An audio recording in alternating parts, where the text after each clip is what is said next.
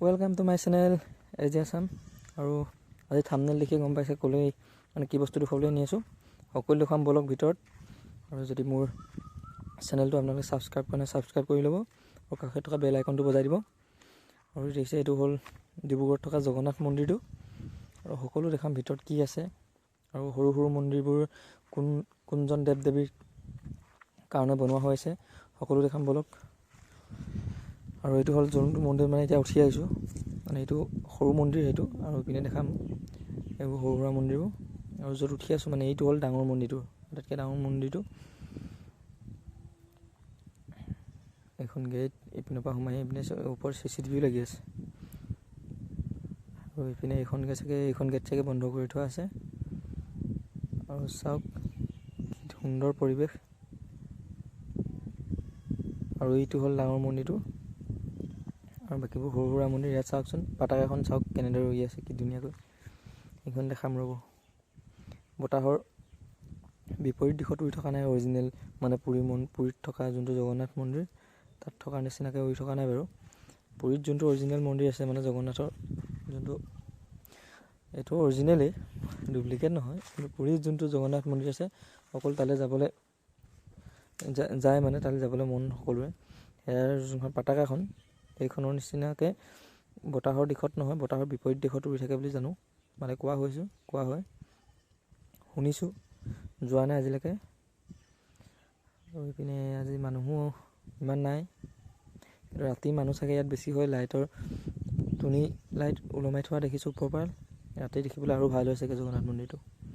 আৰু পিনে নামি আজি আপোনালোকক দেখাম সৰু সুৰা সকলো মন্দিৰ বলক।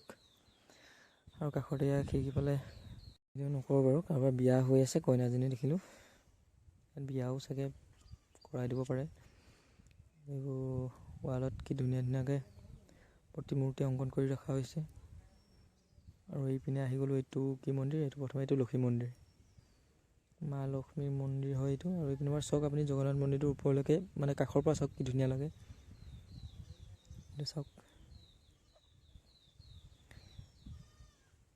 কি ধুনীয়া লাগিছে মন্দিৰটো। আৰু ইপিনে আছে এইটো মা লক্ষ্মী মন্দিৰ, লক্ষ্মী দেৱীক দৰ্শন কৰি লওঁ। আৰু এগৰাকী ফটো মাৰিবলৈ আহিছে। আৰু এইটো লক্ষ্মী মন্দিৰ। আৰু ইপিনে লাগি আছে এইটো CCTVও লাগি আছে ইয়াত।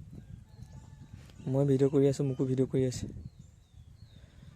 আৰু এইটো ইপিনে আছে, ইপিনে কি মন্দিৰ আছে চাম বলক। আৰু ইপিনে চাই লওক চাৰি ৰাউণ্ডটো কি ধুনীয়া লাগে। ইপিনে ওপৰত ৰিলচ বনাই আছে।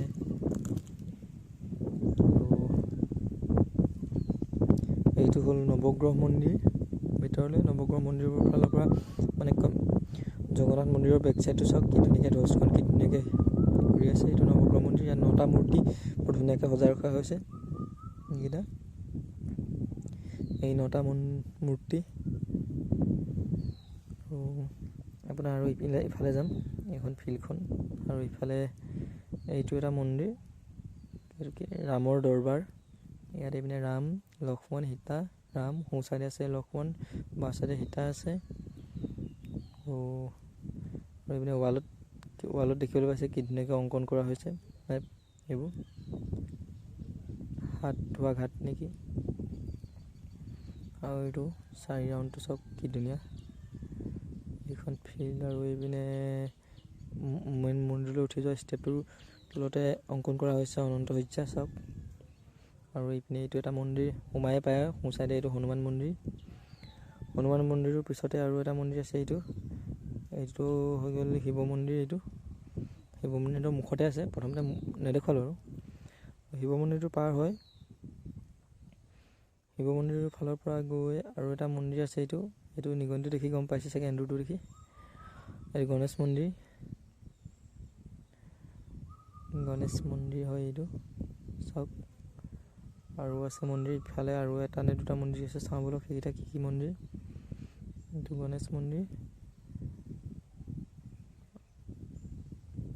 আৰু আছে ইফালে এটা মন্দিৰ আছে, এইটো হ'ল বিমলা মন্দিৰ। বিমলা কোন আছিলে এইটোহে মই আজিলৈকে নাজানো বাৰু। বিমলা কোন আছিলে এইটো নাজানো, আৰু জানিবলৈ চেষ্টা কৰিম কোন আছিলে। আৰু এইবোৰ পতাকা উৰি আছে, ধ্বজ উৰি আছে। আৰু এয়াই অসমৰ বিখ্যাত জগন্নাথ মন্দিৰ চাওক। আৰু শেষত আকৌ এবাৰ কৈছোঁ, চেনেলটো ছাবস্ক্ৰাইব কৰি দিব, কাষত থকা বেল আইকনটো বজাই দিব আৰু এনেকুৱা ভিডিঅ' পাই থাকিবলৈ নতুন জগন্নাথ মন্দিৰ বিদায় দি